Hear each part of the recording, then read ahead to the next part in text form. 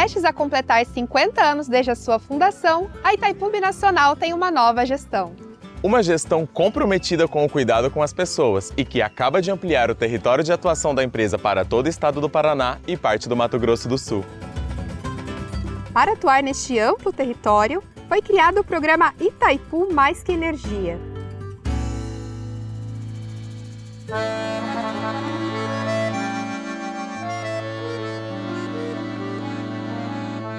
A iniciativa engloba diversas ações sociais e ambientais, que antes estavam restritas à região em torno do reservatório. E que agora vão chegar a 434 municípios, que somam 11 milhões de pessoas e 200 mil quilômetros quadrados de área. São ações alinhadas com a missão da empresa de promover o desenvolvimento territorial com atenção especial às pessoas e ao meio ambiente. E que contribuem com os Objetivos de Desenvolvimento Sustentável da Agenda 2030 das Nações Unidas. O programa Itaipu Mais que Energia é formado por ações de educação ambiental, gestão por bacias hidrográficas, desenvolvimento rural sustentável, plantas medicinais, sustentabilidade das comunidades indígenas, aquicultura e piscicultura sustentável, saneamento ambiental, gestão de resíduos sólidos, conservação e restauração da biodiversidade, responsabilidade social, pesquisa e extensão universitária, desenvolvimento cultural, turismo sustentável. Itaipu Mais que Energia. Uma nova Itaipu, a serviço de um Brasil mais humano e sustentável.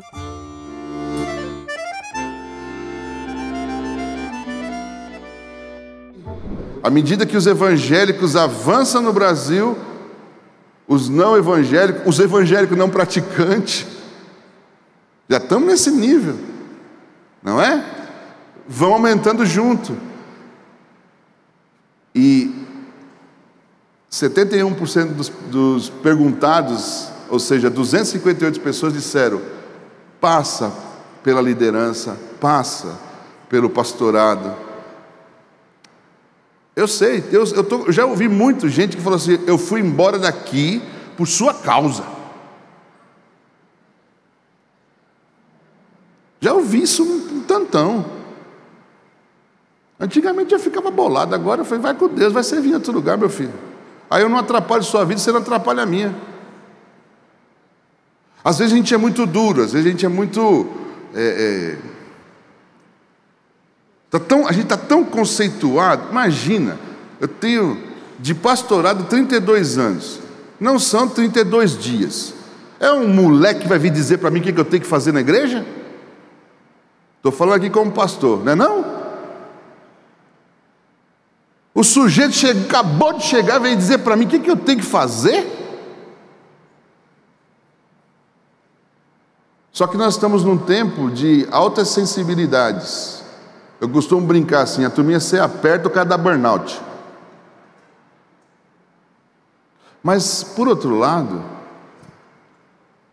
eu faço o exercício. E como é que era eu no meu tempo? Quanto trabalho eu dei para o meu pastor? Quanta dor de cabeça eu dei a ele? E para deixar alguns mais preocupados, na verdade o meu tempo maior de juventude não foi... Eu não tenho pedigree de baptista, meus irmãos. Eu não sou igual ao Lota.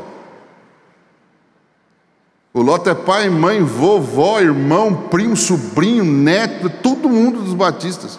Eu não. Eu ia ser padre, franciscano. Dei trabalho para o Frei Simão, só Jesus sabe. Até que um dia que ele me excomungou. E eu fui desigrejado. Eu não queria ser, mas eu fui.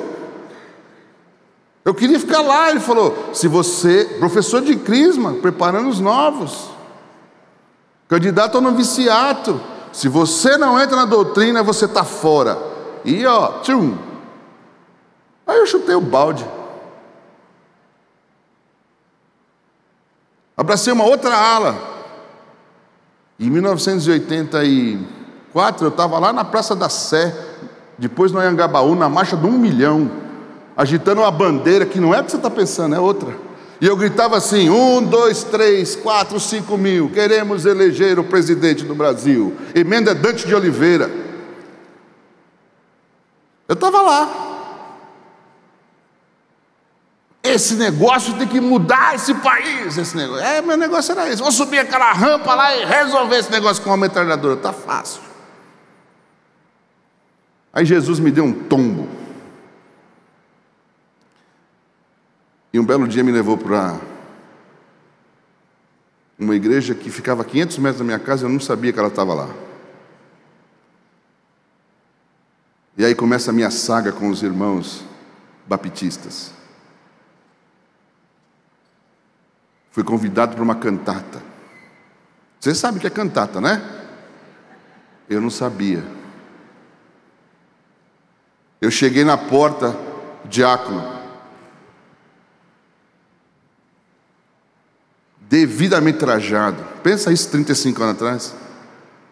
Gravatinha, bonito. Eu cheguei assim para ele e falei assim: irmão, eu nem sabia se eu podia chamar ele de irmão, mas chamei, né? Fazer o quê? Eu tinha escutado que os crentes tratavam por irmão, então irmão, né? Pois não, meu jovem. É aqui que vai ter um som? É aqui que vai ter uma cantoria? Ele olhou para a minha cara, como é que é? Na verdade ele não olhou para a minha cara, ele olhou para mim, né? Eu cheguei com um chapeuzinho assim, meio de feltro, que era do meu pai, uma bolsa de couro tiracolo, uma sandália assim, mais uma precata do que uma sandália, com uma camiseta escrita assim: um passo no caminho da cultura é um passo no caminho da liberdade. Eu parecia um palito de fósforo, tão magro que eu era. Ele olhou para mim, eu querendo entrar e ele cercando o frango. Eu tentando entrar e ele na porta. Aquele irmão amado, celebrei com ele a velhice dele, chorei a sua partida para Jesus. Aquele irmão amado virou para mim naquela tarde e disse assim: o jovem não está procurando aquele outro lugar do outro lado da praça? Sabe o que era o outro lugar do outro lado da praça? A discoteca 33. Eu surtei. Peraí, senhor, isso aqui é uma igreja? O que é esse negócio aqui? Não, isso aqui é uma igreja. O senhor não vai deixar eu entrar?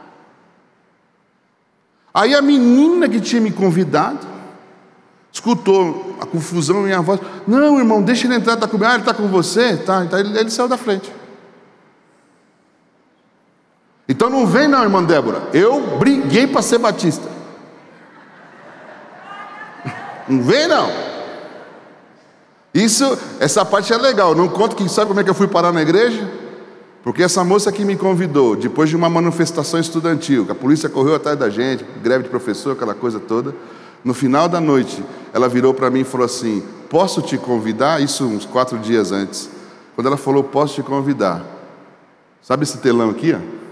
Abri um telão desse na minha frente, e eu vi um povo cantando. Eu não escutava, eu só via eles fazendo assim. Aquele uniforme bem novo, que o crente nunca usa, né? Branco e preto, preto e branco, sabe? Eu não sabia disso, aquele povo fazia assim. E qual não foi minha surpresa, meus irmãos? Quando eu cheguei lá, a cantata, a primeira canção, com aqueles meninos que eu tinha visto no ponto do ônibus, eles se enfileiraram lá em cima na plataforma, no púlpito, e a primeira coisa foi: vem, comigo vem anunciar que Deus ao teu lado vai. Sabe qual que era a minha pergunta? Jesus, o senhor está comigo ou eu estou sozinho nessa parada? Foi a primeira resposta. Mas eu tive que brigar com os irmãos. Então vamos lá, sua opinião: uma pessoa desigrejada é crente ou é só membro de uma igreja? Olha aí, ó. Isso é o que nós estamos pensando. Lá atrás a gente disse que ele não é desviado. Lá atrás a gente disse que ele não representa a igreja, mas aqui está dizendo que só foi membro da igreja. Veja como a gente não entende ainda o assunto. Tá embaçado o negócio, olha lá, ó. Pelo menos tem um povo mais corajoso que botou assim: eu não tenho informação sobre isso. Muito bem. Mas essas decepções aí justificam sair da igreja? Uma pessoa aí qualquer justifica, olha só, 40% diz que não, 30% diz que sim. Mas, aliás, 28%, né, diz que sim. E aí os 31% diz que talvez. Essa palavrinha é a palavra-chave nesse grupo de pessoas, decepções. Vamos adiante? Isso pode ser um lampejo de uma nova forma. Segundo eu estou entendendo que o professor Ronaldo falou, ó, esse negócio não é novo, chegou para ficar e vai se expandir. Nós vamos encontrar muito mais gente assim, e está aí, nessa proporção. E os números absolutos. Só que aqui vem uma pergunta que, na minha opinião, foi a mais importante. Uma pessoa desigrejada precisa se igrejar institucionalmente? Olha lá, isso é o que nós pensamos. De que igreja você está falando, meu irmão? Do que nós estamos falando? Igreja para nós é CNPJ? Igreja para nós é onde a gente vai no domingo, debaixo de um teto? A gente briga, discute, sobe e desce para dizer que nós, como batistas, entendemos que igreja é o quê? Uma comunidade de pessoas regeneradas, arrependidas dos seus pecados e biblicamente batizadas, não é assim? Mas parece que com o tempo a gente tornou essa instituição algo puramente físico. Parece, e esses meninos estão dizendo o seguinte, olha, obrigado. Olha, não é só isso, está para além disso. Jesus não falou 2 ou 3, em meu nome eu estou lá? Não foi Jesus que falou esse negócio? Ué, mas você está contra a instituição, você está contra o CNPJ, você está contra o lugar? De jeito nenhum. Pelo contrário, mas isso não pode ser o fim em si mesmo. Vamos abrir a possibilidade de falar assim, não, vem cá, vem junto, vamos andar junto. Deixa eu entender como é que é. É difícil? Claro que é difícil. Vem cá, me explica aí. E eu dei voz então para algumas pessoas. Pastores, diz sua opinião. Como é que a gente entende isso? Alguém falou, um pastor falou, ora por elas. Outro falou, ó, o crente Jesus vive em comunidade de relacionamento, como ele viveu, não de forma isolada. Esse povo não está vivendo de forma isolada, só está vivendo uma forma diferente de fazer igreja. E talvez isso incomode a gente, porque a gente gosta de ver. Ontem eu estava aqui sentado, quando eu vi esse auditório lotado e o povo lá, nossos irmãos e irmãs chegando, que festa, que alegria, um lampejinho do que a gente vai ver lá no Apocalipse 7:9, lá que o João viu lá na frente, aquele povo todo junto, louvando. Isso não é legal? Quem que não se animou com um negócio desse? Eu fiquei sentado ali, quietinho, ouvindo. Puxa, como é maravilhoso fazer parte do povo de Deus. Mas o povo de Deus depois se fragmenta e não deixa de ser menos povo de Deus por causa disso. Só que ele vai se manifestar de outra forma, com outra ordem de culto, com outra liturgia. Mas outro pastor falou assim, olha, eu acho que são pessoas que fizeram parte de uma igreja há algum tempo, algum motivo deixaram de ter compromisso. Olha a palavra aí, pastor falando, eu sei que eu falo isso também. O crente não tem compromisso. O que é o compromisso na nossa cabeça? O cara tem que atender a agenda da igreja, ele tem que participar dos cultos. Aí vem a briga hoje com a turma da universidade. O sujeito está de serviço para fazer até as tampas. E se ele não aparece na escola dominical, o pastor vai no cangote dele e fala assim, o que está acontecendo, meu filho? Você não veio, perdeu. É claro que só faz isso na minha igreja, na sua nunca fez. Não é? E aí, ao invés de a gente estimular, a gente empurra mais para lá. Olha outro pastor respondendo, apresentando para elas o verdadeiro evangelho. E de novo, vem uma pergunta: o que é o evangelho que esse irmão está dizendo? É o evangelho de que a gente tem que atender a agenda dominicalmente, religiosamente, porque se a gente não fizer isso, a gente está desviado? Os nossos estatutos prevêem desligamento por ausência. Ou eu estou exagerando aqui? Não parece não, mas eu estudo nos nossos documentos. Bom, mas eu perguntei para os auxiliares, o que vocês acham? É necessária orientação, um novo segmento de evangelização dessas pessoas. Isso aí está mais tranquilo. Outro botou assim: as pessoas não querem compromisso com as igrejas, se decepcionam por intrigas, por brigas dentro da igreja. Outros acham que o pastor não dá devida atenção. Acredito que se o foco for Jesus, nada disso vai acontecer. Quer dizer, ele diz que eu, como pastor, não dei atenção, mas ele está dizendo, na verdade, que o sujeito não botou o foco em Jesus. Mas como é que a pessoa vai ver Jesus se não olhar para mim? Se não olhar para você? Tem um hino aí que os crentes cantam, eu gosto, que fala assim: tu és Jesus, amigo, companheiro, que tenho conhecido na vida dos meus irmãos. Já ouviram essa canção? Talvez sim, talvez não. Eu vejo Jesus no meu irmão. E se eu não ver, talvez eu estou procurando ele, vou achar em outro canto. O movimento humanista favorece essa condição, e é prioridade hoje. Estavam conosco, mas não eram dos nossos. Se fossem, teriam permanecido. Nós somos filhos de Adão mesmo. A gente está sempre jogando a culpa para o outro. Adão, o que você fez? Eu? A mulher que você me deu e eu nem pedi. Foi ela que fez. Mulher, o que você fez? Eu? A cobra me enganou, eu comi. A cobra escondeu no mato, não foi culpa de ninguém.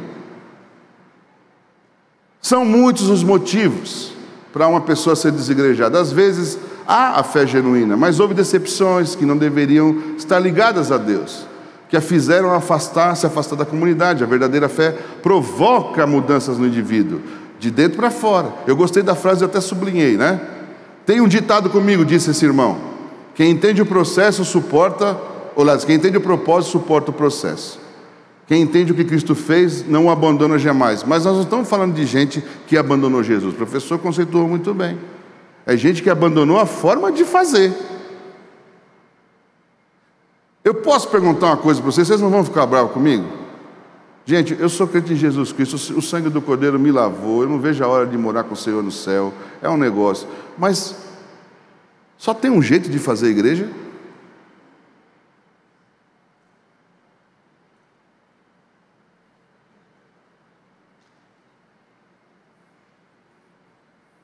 Só tem um jeito?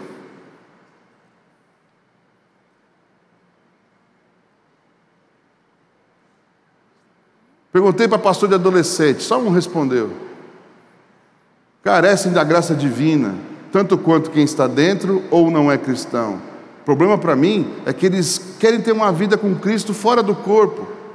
Estão biblicamente errados. Claro, sua maioria estão fora da igreja, porque em algum momento os seus olhos estavam só nos homens. E não fale que, né? E não, eu digitei errado lá, né? Eu copiei errado. E eles falharam em sua missão de acolher, de integrar, de amar. O fruto do Espírito Santo está sendo deixado de lado. E aí surge essa tendência dos desigrejados. Mas a gente viu com o professor que isso não é uma coisa que começou agora, isso está antigo. Precisamos falar isso para eles. Pastor de criança tem para dizer alguma coisa? Tem, olha lá. Cada caso é um caso. Decepção com a instituição. Pessoas, né, por não buscarem pessoas na igreja, porém, apesar de buscarem Jesus, se dão conta que por vezes o fardo é mais pesado do que da rua.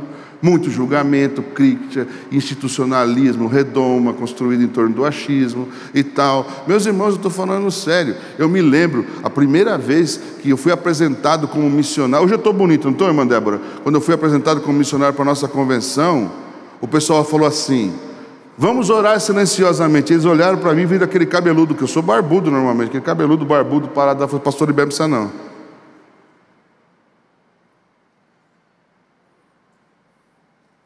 Eu sou discriminado entre os meus irmãos é que eu sou cara de pau. Tô nem aí. Tô lá, ó. Eu não tinha visto que eu estava lá, né? Eu oro pelo meu irmão, eu vou chegando. Tem irmão que é carinhoso. Ela saiu, ela estava ali, sentadinha ali. Nossa irmã Ruth foi nossa missionária dos batistas brasileiros. Como é que era o nome da cidade? Coratlina, lá no Goiás. Ela já está com 90 aninhos. Essa irmã me chamou no canto, sentou na minha frente. Imagina, ela foi das antigas, velha guarda das missões. Ela me chamou com todo carinho, sentou na minha frente e falou assim: quem é você? O que é que você faz no nosso meio? Me conte a sua história, porque eu estou olhando e não estou gostando do que eu estou vendo. Ela saiu agitadinha. O que eu fiz? Minha irmã, eu sou fulano de tal, eu faço isso e tal e tal. E fui explicando para ela. No final ela falou assim: que bênção, meu irmão, não sabia. Acredite se quiser, fez questão de me levar na campanha de missões estaduais para pregar lá na igreja de Sumaré. Jesus está voltando. Mas eu sei, eu chego lá, o pessoal assusta. Agora imagina, eu sou crente, eu sou vacinado no meio dos meus irmãos, eu ando com os irmãos, e um jovem, uma jovem, um casal que está passando um perrengue, chega lá e aquele irmão dá aquela olhada torta para ele, mede ele de cima a baixo.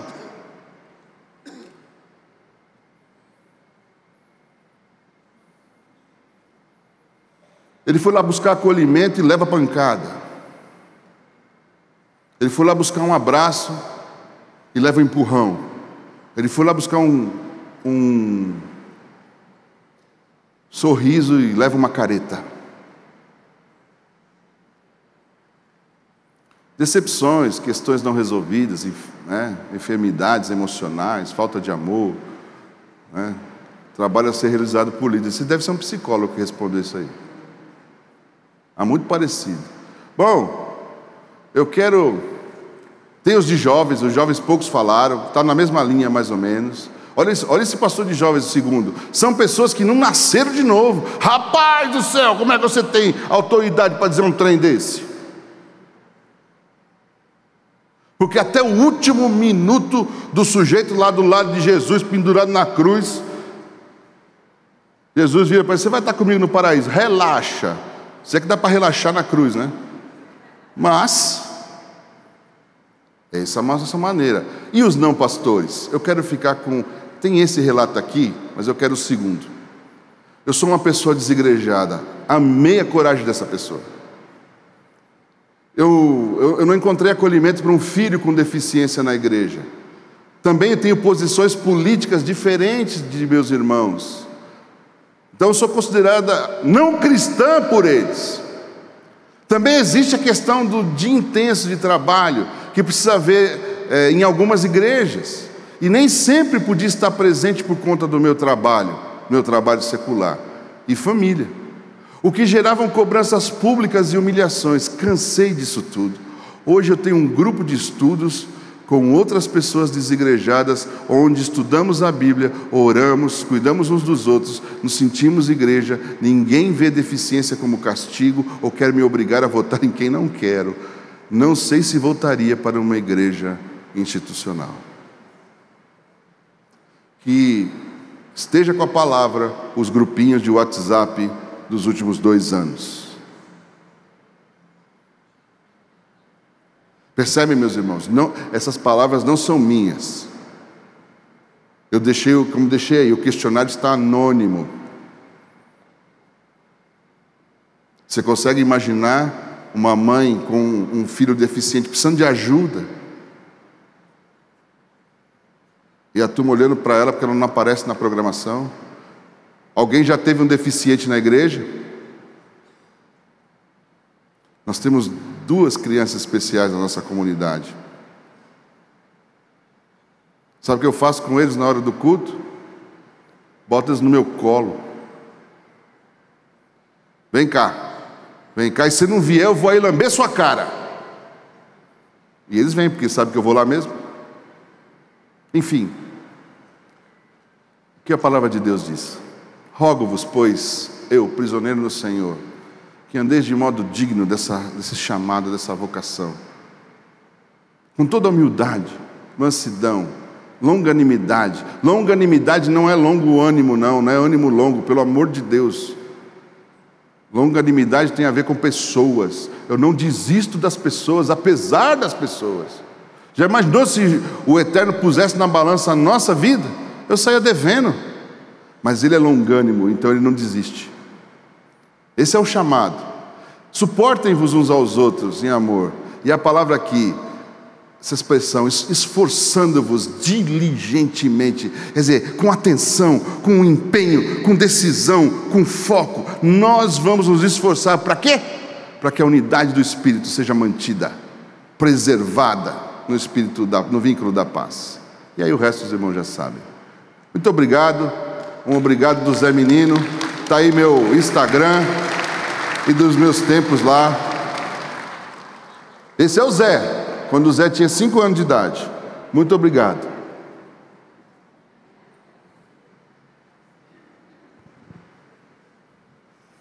Que manhã maravilhosa, não é? Momento de reflexão. Somos confrontados com uma triste realidade. E eu confesso a vocês que meu coração chora diante daquilo que os pastores trouxeram para nós. Uma triste realidade, mas extremamente pertinente falarmos sobre esse assunto. Irmãos e irmãs, nós vamos liberar o QR Code para você aí na tela. Muitos conseguiram responder o questionário que o pastor Zé Libério liberou. Então, para facilitar a nossa dinâmica, você pode fazer perguntas, porque aí nós conseguimos administrar melhor, para que não hajam perguntas redundantes muitas vezes.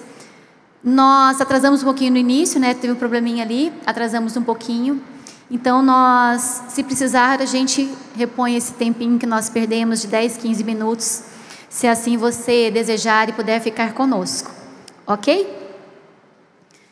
Enquanto vai ser liberado ali para a gente, o QR Code já está ali na tela, pega o seu celular, já faça a sua pergunta, que ela chegará até nós e a gente vai conseguir aqui administrar da melhor maneira possível. O pastor José Libério levantou bastante questionamentos aqui para nós, e a tendência é nós percebermos que dentro dessas realidades que foram trazidas diante das perguntas que foram compartilhadas, há muitos decepcionados e machucados em nome de Deus. Mas, pastor, dentro da realidade que vocês pesquisaram, os desigrejados são evangélicos nominais? Assim, antigamente era muito diariamente a gente ouvia: não, eu sou católico, mas não sou praticante, sou católico. E hoje a gente percebe nesse movimento, são desigrejados ou são apenas evangélicos nominais? Penso que essa questão, assim, ela não é tão simples, tão cartesiana assim de responder, né? Sim ou não.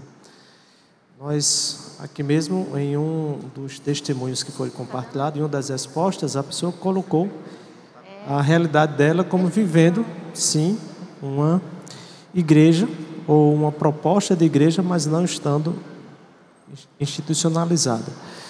Então, o que é ser um evangélico nominal, né? Então, essa é uma questão para a gente pensar. Mas os desigrejados, sim, a partir da nossa vivência pastoral e a partir daquilo que os dados, né, nos apontam, são pessoas que têm um conhecimento da fé cristã. Muitos têm um compromisso com princípios éticos da fé cristã, mas, por motivos diversos, não estão institucionalizados. Acho que o desafio e aí o pastor José Libério trouxe, trazê-los para a nossa igreja, entender o que é que ele pensa sobre a igreja. São questões que estão diante de nós. Há sim muitos que precisam tratar feridas, traumas, situações mal resolvidas que preferem alguns não enfrentar, e preferem ou escolhem se isolar ou deixar aquele ambiente que representa um lugar em que elas foram feridas e procurar em outros lugares, né? Tem um livro, eu li um livro há mais de 10 anos, de uma jornalista, que ela retratava não necessariamente o tema do desigrejado, mas a prática dela. Hoje eu posso analisar que sim, o livro era Feridos em Nome de Deus. E aquela jornalista ali retratava, eu li esse livro praticamente quase todo em um voo com conexão de Campinas para o Recife, parando em Brasília, enfim.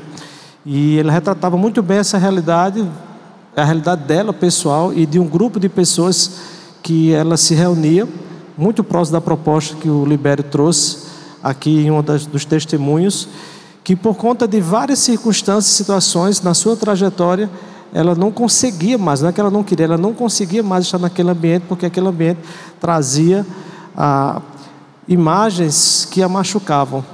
E ela procurava um outro espaço para expressar a sua fé e o seu compartilhar, né, da jornada cristã. Sr. José? Não tem, os irmãos perceberam que não há como bater o martelo? Na verdade, nunca houve. Sim. A gente precisa categorizar para facilitar para entender. Isso faz sentido. Mas não dá para bater o martelo. Bom, segundo o ordenamento jurídico, quando você não sabe se o sujeito é culpado, ele é beneficiado pelo quê? Pela dúvida, não é? Uma dúvida pertinente, plausível.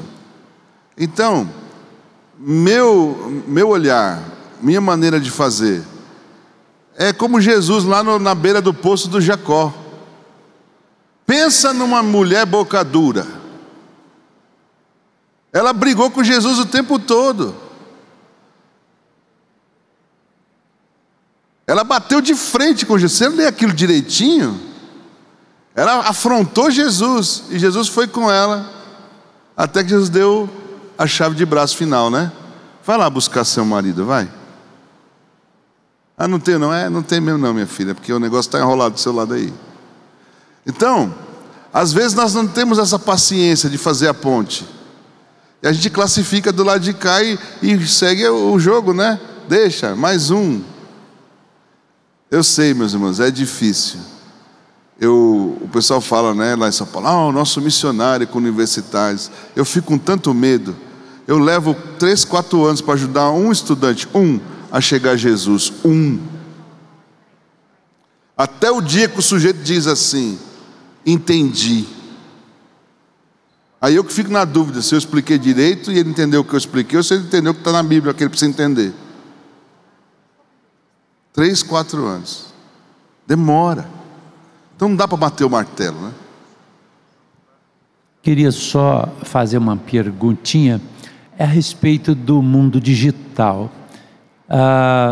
Fomenta muito esse desigrejamento, porque às vezes as igrejas têm centralização do líder e muitas vezes palavras rasas, fracas e não profundas, que não foi buscada, não foi orada, não foi feita uma alta análise, e aí traz aquelas coisas assim, normal, mas se o cara for lá e pesquisar assunto ou o que ele está vivendo, ele acha coisa muito melhor, muito mais profunda em outro líder de outro estado, a nível nacional, mundial, e pessoas que vai trazer palavras que ele vai pensar, puxa vida, essa mensagem é tremenda, é muito, vai fazer uma comparação e fomenta. Esse mundo digital tem fomentado isso? Olha, meu irmão, permita aqui um arrazoado. Ele ajuda o sujeito a ampliar o conhecimento dele, mas não justifica não, porque na hora que o bicho pegar para o lado dele, que ele ficar doente, que alguém na família dele morrer, que ele precisar de um aconselhamento em casa para resolver o problema com a família, ele não vai ligar para o Ed René não, meu irmão. Ele não vai ligar, e olha que o Ed é meu amigão de anos, hein? Foi meu professor, se conhece, mas não é para o Ed que ele vai ligar. Ele não vai ligar para o Silas Malafaia. Ele não vai ligar. Para quem que ele vai ligar? Fala um outro famosinho aí que vocês conhecem. Eu não sei, tem um monte, né? O R.A. Soares. Ele vai ligar para o seu telefone. Então, o que acontece? Se ele não tiver consciência de que ele tem um pastor, um líder, um irmão sério ali perto dele, que pode abraçar ele na hora que ele precisa, aí ele está enrolado. Mas se nós chegarmos perto dele, eu nunca entendi isso, demorei para entender essa história de que pastor tem que cheirar ovelha. Eu não entendia, eu via aqueles irmãos falando isso, que raio que esses caras falam? Eu sentado no plenário ouvindo isso, do que se trata? Hoje eu entendo, é estar perto das pessoas. Não tem, meu irmão, vou dizer para você, não tem mídia que quebre um relacionamento bem forte entre irmãos, entre pastor e ovelha, entre líder e ovelha. Não existe isso. Tudo bem, já vou parar, tudo bem. Não vou me empolgar. Boa tarde a todos. Vou direto. Eu tenho uma irmã genética que nasceu na igreja, foi apresentada, aí cresceu, foi para Macumba, agora, depois de muito tempo, voltou já na igreja quadrangular, mas continua com vícios, apesar da gente continuar orando, apresentando a palavra de Deus, mas tem palavrões, jogando, eu não sei mais o que é que eu faço. Já até fiz jejum, mas está meio difícil. Então, eu não sei se está desigrejada ou não. Mãe, essa pergunta é tão simples de responder, mas tão simples, que eu vou deixar o professor Reinaldo responder. Você acha que eu vou?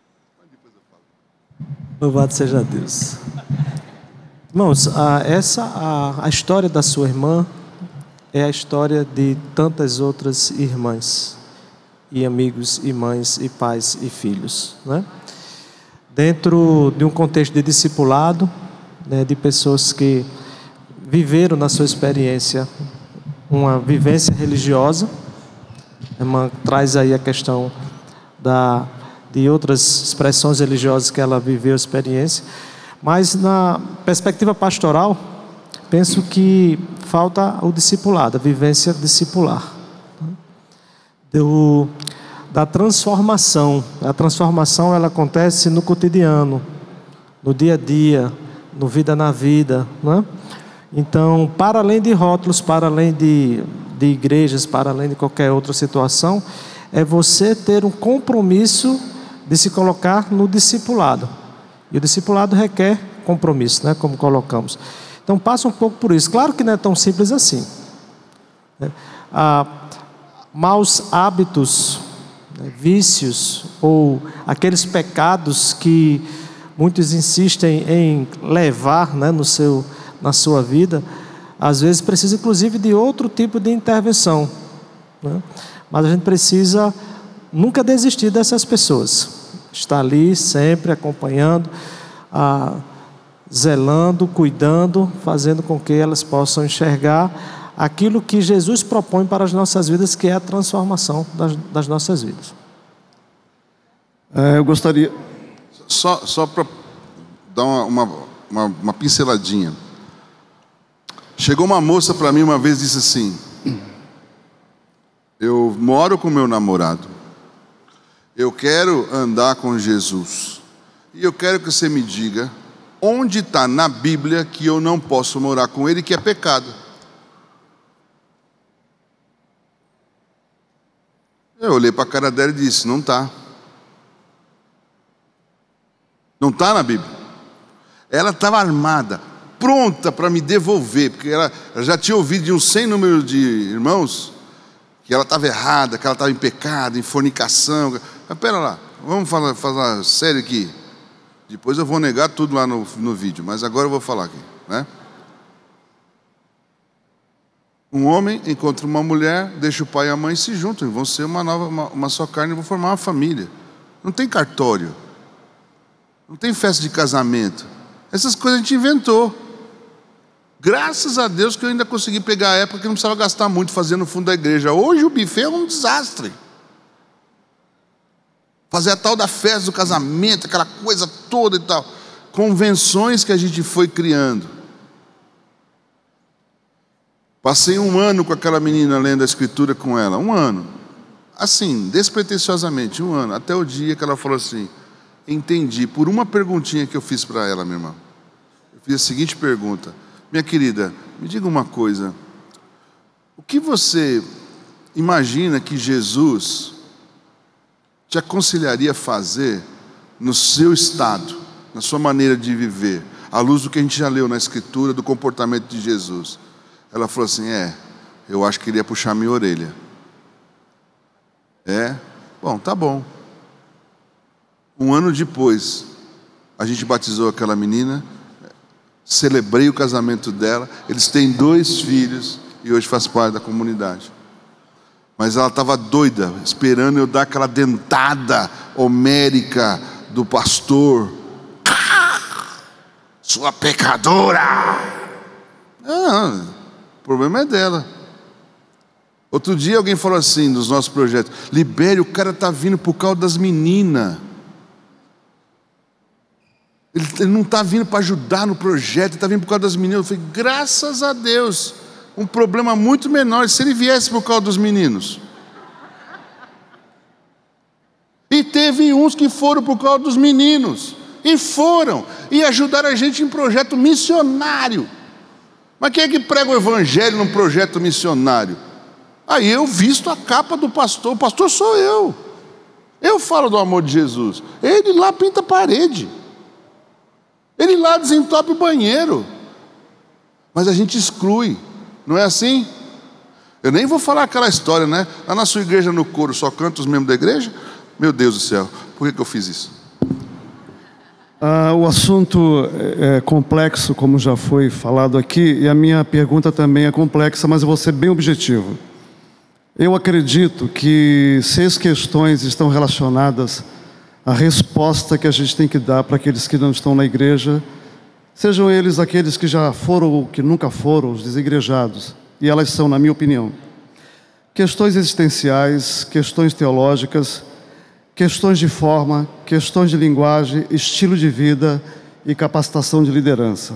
A minha pergunta é, você concorda com isso? Se concorda, a minha pergunta é, no seu trabalho em especial, você fez apontamentos, doutor, que apresentou a pesquisa, né? Você faz apontamentos a respeito do que pode ser feito de forma prática como uma resposta a essa situação, se você concorda com isso. Se você não concorda com esses itens que eu apontei aqui, a minha pergunta é, que questões nós, pastores, precisamos levar em conta, nós que estamos preocupados em alcançar aquele que está fora da igreja, o que é mais vital, o que é mais fundamental, o que é mais visceral, e se já existe uma proposta em relação a essa resposta. Obrigado. Muito bem, isso aí certamente será o tema do próximo painel, né? Muitas questões. Muito obrigado, pastor, por essas questões. Penso, e aí assim, é retrato de quem efetivamente ouviu e, além de ouvir, prestou atenção àquilo que foi apresentado. Ele coloca vários fatores e todos eles têm o seu lugar e sua importância dentro desse fenômeno do desigrejamento, que é um outro termo que está sendo cunhado. Ou seja, é um processo, a ideia do desigrejamento. Todos eles. Tem um outro fator que foi pontuado na pergunta anterior, que, pensando agora na minha pesquisa, né?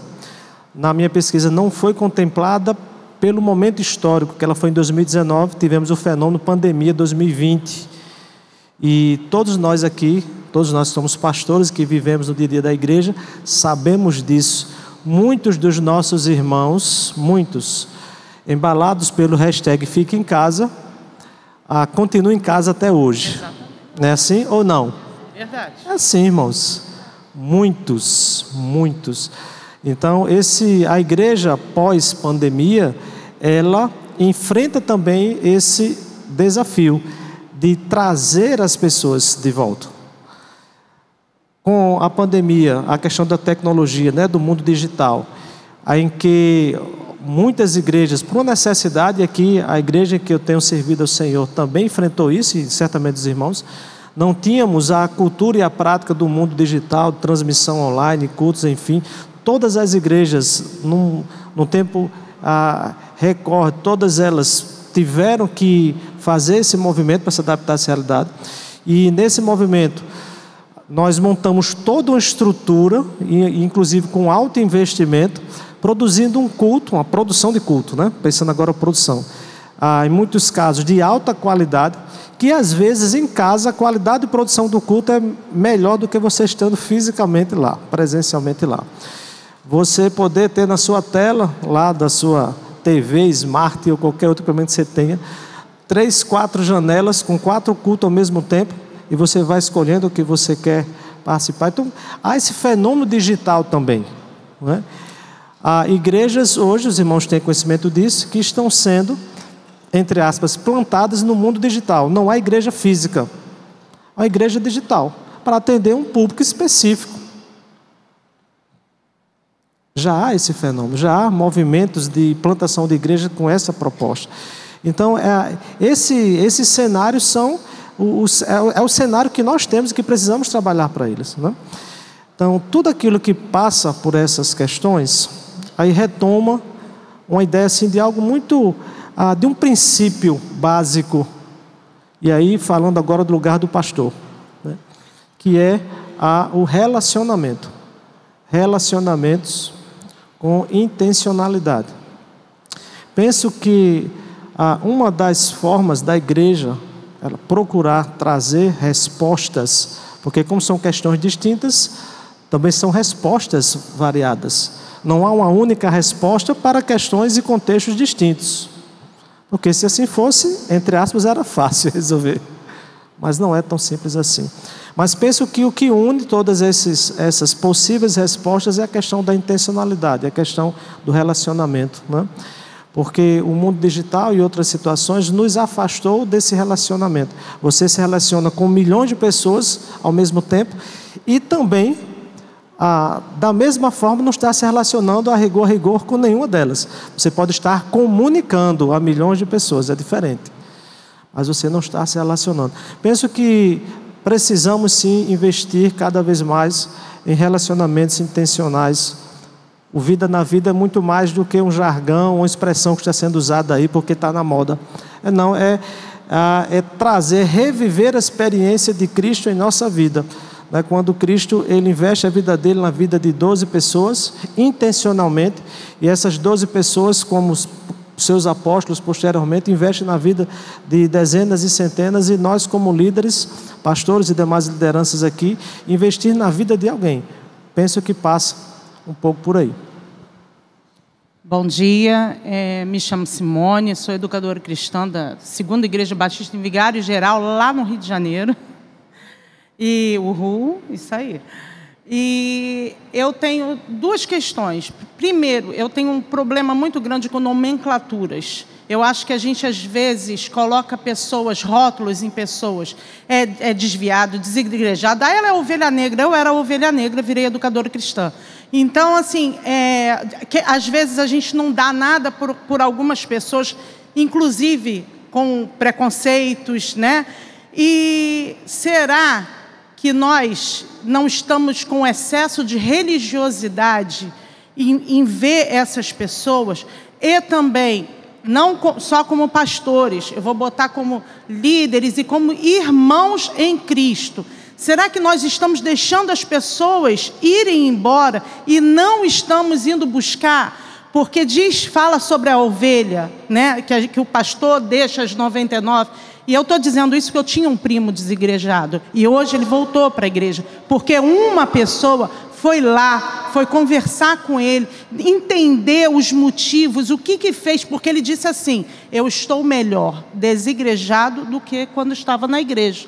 E aí, por quê? Eu acho que tudo a gente precisa perguntar, cada caso também é um caso, mas eu acho que tudo a gente precisa perguntar o porquê. O porquê que a pessoa é desigrejada. O que aconteceu? Não dá para a gente colocar ali e todo mundo formatado no mesmo nível. Então, eu queria que vocês falassem um pouco sobre isso. Bom dia, obrigada.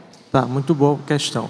Veja, concordo com a irmã no tocante à questão das tipologias.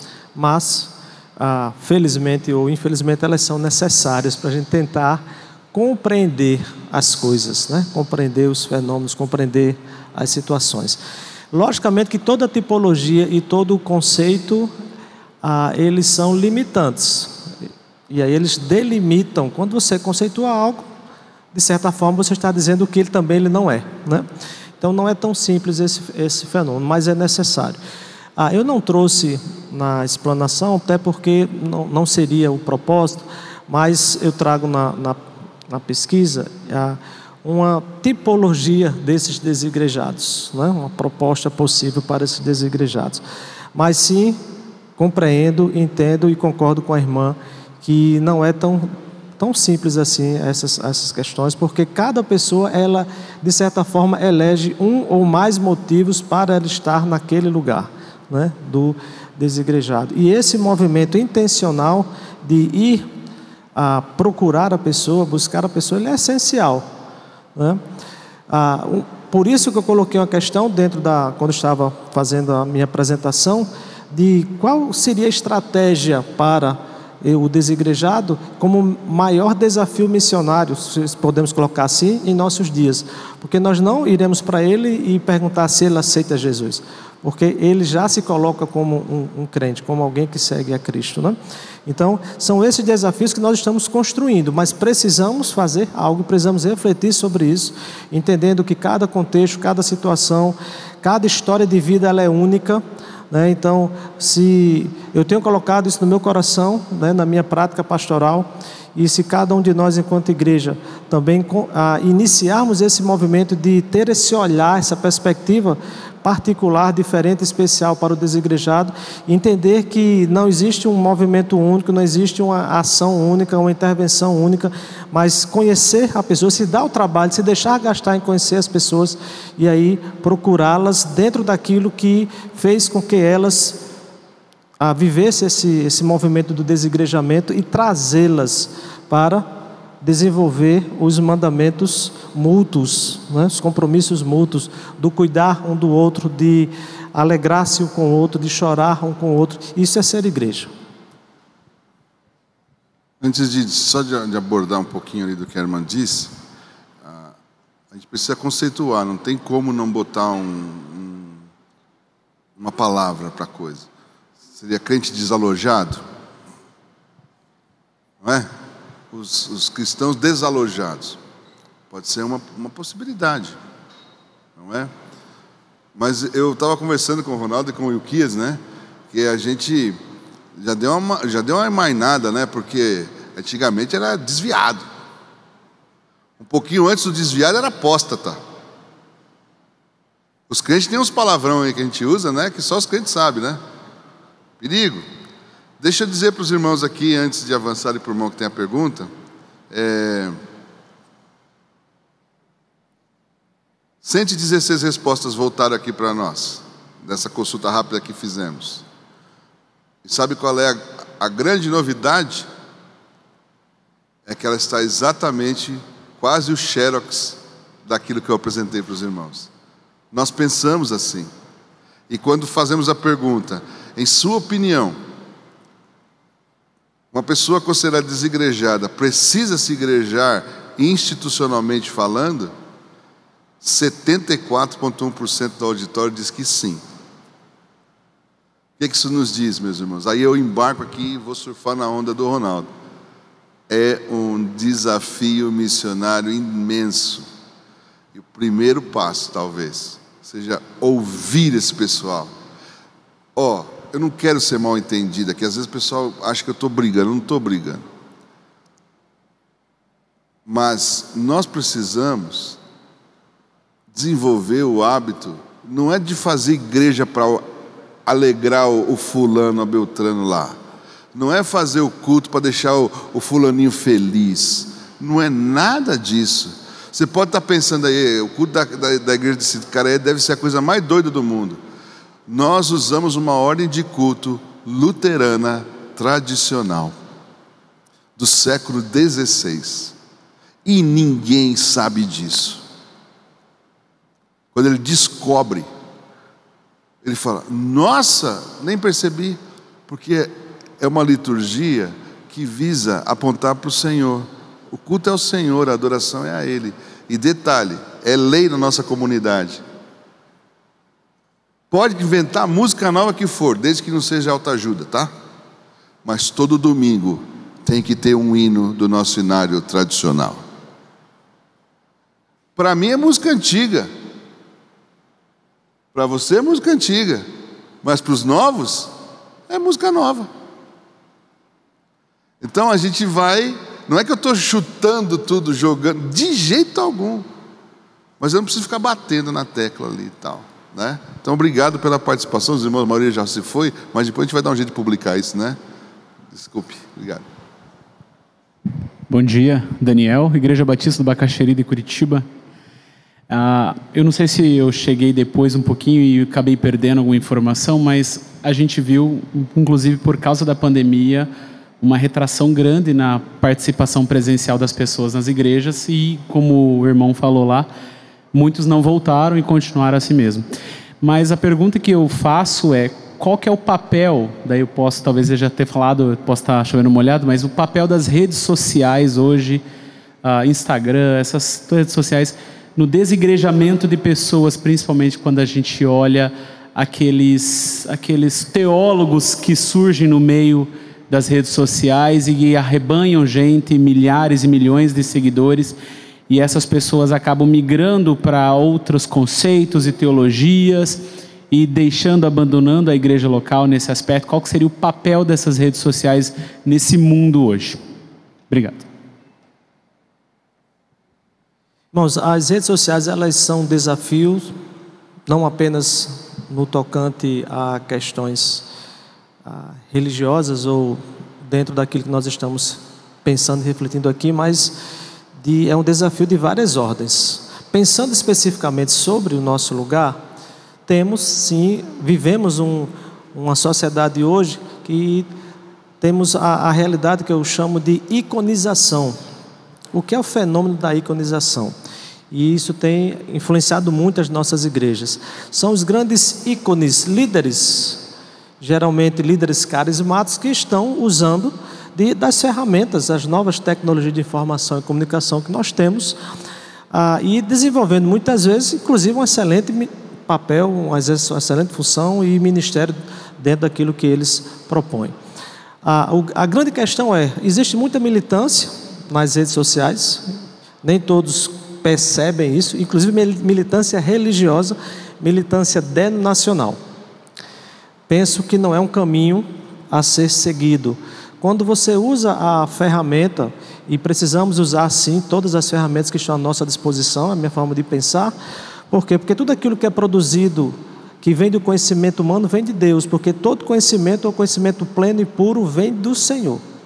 Então, se o homem hoje tem a capacidade de alcançar milhões de pessoas simultaneamente, eu posso usar essa ferramenta para glorificar a Deus. Eu posso usar essa ferramenta para ministrar os corações, né? A grande questão é como existe um consumo, e nem sempre, ouvir de regra, não é um consumo consciente de conteúdo digital. Então, os nossos irmãos, as nossas ovelhas, ou aqueles que estão, aquelas que estão em nossas igrejas, passam a semana inteira sendo literalmente assim, bombardeadas e consumindo conteúdos que nem sempre são os melhores conteúdos.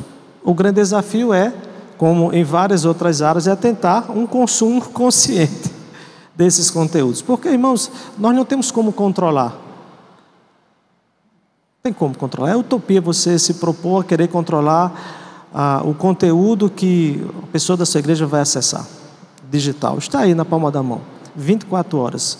Das mais diversas propostas e situações.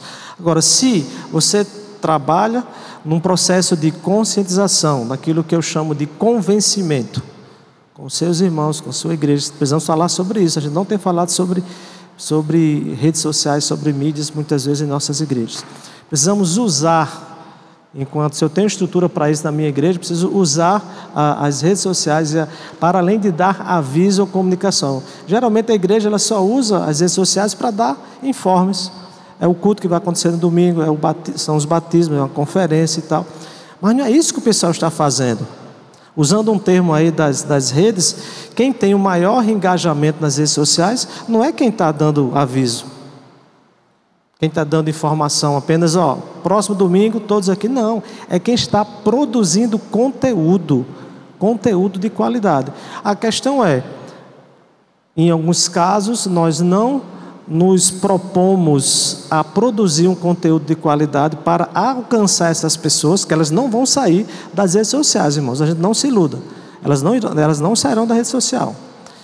Precisamos produzir um conteúdo de qualidade para elas, para que elas não estejam buscando outros tipos de conteúdo. Certamente elas, em algum momento, serão influenciadas por ele. Nós não temos controle sobre isso e nem precisamos estar preocupados com isso. Agora, o nosso compromisso é produzir um conteúdo de qualidade para essas pessoas, né? Estudos bíblicos, ministrações e tantas outras ferramentas. Precisamos ser capacitados para isso. A minha geração de pastores, e certamente hoje trabalho há 12 anos numa instituição de formação ministerial, que é o Seminário do Norte, lá no Recife. Temos feito essa reflexão para que os nossos novos líderes que nós estamos formando também sejam líderes de um mundo digital, porque senão nós estamos formando líderes para um outro momento da história. Precisamos formar líderes para o nosso momento da história. Não podemos fechar a nossa mente para isso. E certamente, irmãos, sim, esse mundo digital trouxe influência não apenas na questão do fenômeno do desigrejamento, mas em outros fenômenos. Por isso que precisamos ter um olhar atento e especial para essa realidade. Lá no nosso caso, antes da pandemia, nós já transmitíamos, bem antes. E por quê? Porque nós tínhamos e temos dos nossos que saíram do nosso ambiente físico, foram fazer mestrado na Espanha, foram estudar nos Estados Unidos para aprimorar, aquela coisa toda. E eles queriam participar de alguma forma. Então, nós aprendemos a fazer isso antes da pandemia. Veio a pandemia, nós intensificamos, melhoramos o equipamento, aquela coisa toda. Acabou a pandemia. Cadê o povo? Isso eu resolvi com 30 segundos uma frase de 15 segundos. Acabou a transmissão. Não estou brincando. Aí o irmão que estava na condição digitalizada antes e que está fora do país, está fora do estado, não consegue, está em outra cidade, esse recebe um link dedicado. Sabe o que aconteceu? O povo começou a voltar para o culto, porque eu tenho visto, vou falar com muito carinho, muitos irmãos, igrejas sendo escravizadas por essa tirania de que eu tenho que estar no digital. Tudo bem, é uma ferramenta, temos que saber lidar com isso, mas é a gente que maneja a ferramenta, não é a ferramenta que maneja a gente. Daqui a pouco o rabo está abanando o cachorro. Espera lá, qual o zap Jesus usava? Ou a Bíblia errou quando diz que multidões o acompanhavam?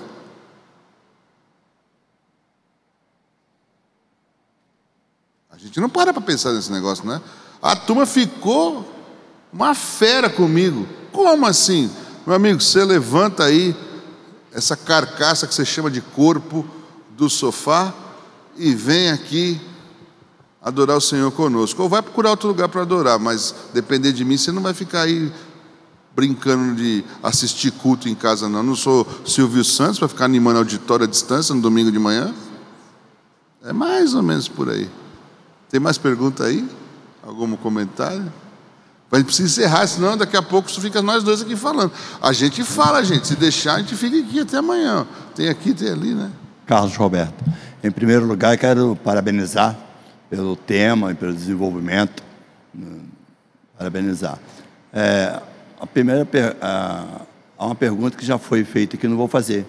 Mas quantos desigrejados, eu, pastor que tem mais convívio com eles, no caso de 19 a 29 ou 16 a 29, são os que mais saem, será que não seria um momento de eles, no momento da vida deles, tentar pensar que a igreja era perfeita e aí não viu a perfeição, a parte humana, e aí saíram? Será que, como fazer para retorná-los e dizer, olha, nós somos humanos, mas servimos um Deus que é perfeito? Não sei se eu consegui desenvolver a pergunta. Irmão, assim, nós estamos, se os irmãos perceberam, nós estamos fazendo um esforço danado aqui para dizer que a gente não sabe nada. Não é não? A gente tem alguns indicativos, tem gráfico, tem resposta, mas a gente não sabe. Mas algumas coisas a gente tem uma noção, da minha parte. E isso mexe com o ministério pastoral. Porque a gente tem um escopo do que a gente entende que tem que ser. Eu fui formatado nesse escopo, eu sei como é que é. Para eu mudar, eu sofro até hoje, né? Mas, meu irmão, vai tomar café com os caras. Chama para ir na padoca. É padoca que fala para vocês, para ir na padaria. São Paulo, a Praia do Paulista é a padoca. Vamos para a padoca. Fala, vamos para a padoca, o cara já entende lá em São Paulo. Vamos trocar uma ideia, vamos conversar. Então, isso vai tirar a gente daquela agenda gabinete. Sabe quantas vezes eu fui no gabinete do meu pastor? Nunca, eu sabia que lá era lugar de bronca. O que eu vou fazer lá? Entendeu? Fui 2 vezes forçado porque ele me catou pelo braço e levou. Vamos no meu gabinete. Quando ele falava, preciso conversar com você, eu já falava, pastor, dá para a gente ir naquela padaria lá? E pelo menos eu estou num lugar tranquilo, eu sei que ele não vai meter o dedo na minha cara e vai pegar no meu pé na frente de todo mundo, ele vai se conter. Ele morria de rir, você morre de medo do meu gabinete, né? Eu tenho juízo. Mas é isso, meu irmão, isso mexe na nossa agenda. E essa meninada, o senhor está lá no Rio, senta na Avenida Atlântica lá, sei lá, na beira da praia, conversa com os caras. Obrigado. Onde é que é? Obrigado pela... Não tem segredo, é só ir lá com o menino lá, ué. Vai lá com o menino. Eles vão falar um monte de coisas, vão resmungar, vão falar que o irmão lá tratou ele mal. Vai, irmão, um dia você chega lá. É isso aí, um dia você chega lá. Irmãos, nós queremos agradecer a participação de todos vocês. Última pergunta, então, devido ao tempo, o pastor Ronaldo tem um compromisso agora, mas entra lá no Instagram, se fosse pelo Instagram teria dado certo. Entra pelo Instagram lá, @ação_social_batista_pr, lá você vai conseguir acessar um link que você pode enviar pergunta, depois a gente tenta encaminhar para os pastores, ok? Meu irmão. Graças a paz. Eu trabalhei com alguns jovens há algum tempo, e essa questão de desigrejados, que são vários tipos. Existem uns hoje que estão Moldávia, Eslovênia, Portugal, Rússia, o Moarama, e eles fazem o culto online. Não tem uma igreja, não tem um pastor que acompanhe. Ora a gente dá a palavra, ora eles convidam outros professores que trabalharam com eles que são crentes, e assim a gente vai. Existem outros, como o senhor mencionou, a irmã que tem uma dificuldade com o filho, a filha. Essas pessoas estamos considerando desigrejados. Eu também fico a pensar o que é o desigrejado. E tem um outro grupo, que é o que continuam bebendo, fumando, que foram adolescentes, que foram jovens, e querem se encaixar nessa questão de desigrejados. Cristo é liberdade, então eu posso ir para a igreja e continuar fazendo, bebendo, fumando, indo para festas, e as adolescentes que a gente dá aula na EBD fazem as perguntas, essas pessoas são consideradas crentes, que eram da nossa igreja, e dizem que elas estão bem com Cristo, mas eu posso fazer o que elas fazem? E a minha pergunta é, o que eu ia considerar desigrejados que estão em comunhão com Cristo, mesmo que não sejam igrejas, assembleias, batistas, e quem são os desviados? Porque ficam hoje lá em Natal é essa dúvida que gera. Meu irmão, eu costumo responder quando me perguntam isso aí assim, que fulano, que ele fez, ele faz, sei o que lá, e é crente esse cara? Eu falei, rapaz, Eu acho que ele é crente, sim. Como? Ele é crente. Como que ele é crente? Ele é crente igual o diabo. Aliás, desculpe, não, eu falo, ele é um crente, mas ele deveria ser um crente igual ao diabo. Como é isso, irmão? Um crente igual ao diabo? Sim, porque o diabo crê e treme de medo. O diabo na presença do Senhor, ele se apruma. Então esse crente aí não é nem crente igual ao diabo, ele precisa aprender a ser crente igual ao diabo. Ele está aí a pergunta que eu devolvo, como eu disse, eu aprendi com o São Sócrates, tá? Eu nunca bato o martelo, eu devolvo uma pergunta. Eu pergunto para o sujeito, mas ele está na presença de quem? Diante de quem ele anda? Pergunta lá para ele, aí, dependendo do que ele disser, você vai saber onde que ele está. Como é que ele se comporta. Você vai entender a razão do comportamento dele. Agora, se ele entende que ele está na presença dele mesmo e dos seus amiguinhos, agora, quando eu entendo, e aí é função da liderança, da pastorada e tal, quando a gente entende que eu estou diante do Senhor todos os dias da minha vida, e Ele está sobre mim, com o seu cuidado e também com a sua orientação, eu vou pensar 1, 2, 3, 4, 5 vezes para não fazer besteira. Mas também quando você olha para os nossos heróis bíblicos, você vai ver que eles... Gente, alguém aí ia querer Davi de genro? E quem ia querer Abraão de marido? Seu pai na fé, tá? Primeira oportunidade ele rifou a esposa. Na segunda ele rifou de novo. Então veja, às vezes nós estamos querendo uma perfeição que nem a Escritura exige. Josué, o grande conquistador do Velho Testamento. E a família?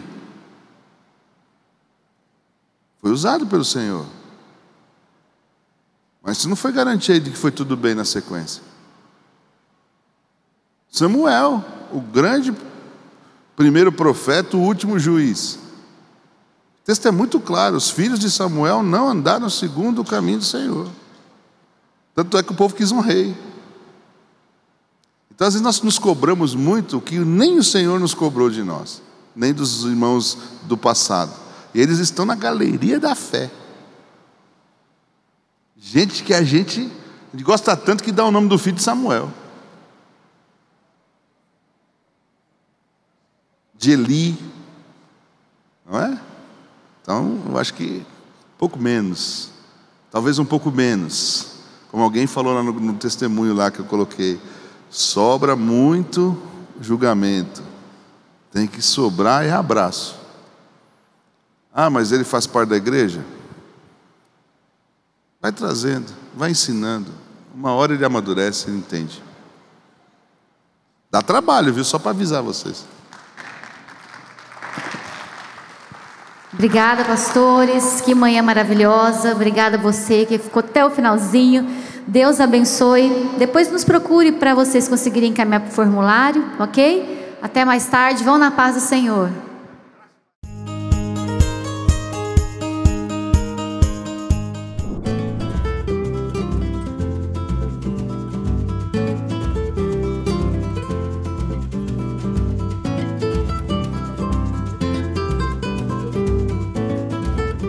Prestes a completar 50 anos desde a sua fundação, a Itaipu Binacional tem uma nova gestão. Uma gestão comprometida com o cuidado com as pessoas e que acaba de ampliar o território de atuação da empresa para todo o estado do Paraná e parte do Mato Grosso do Sul. Para atuar neste amplo território, foi criado o programa Itaipu Mais que Energia.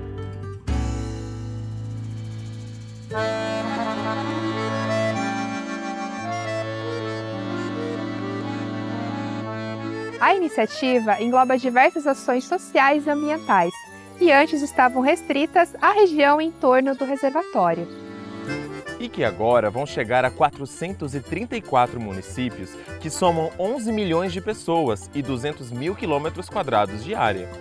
São ações alinhadas com a missão da empresa de promover o desenvolvimento territorial com atenção especial às pessoas e ao meio ambiente. e que contribuem com os Objetivos de Desenvolvimento Sustentável da Agenda 2030 das Nações Unidas.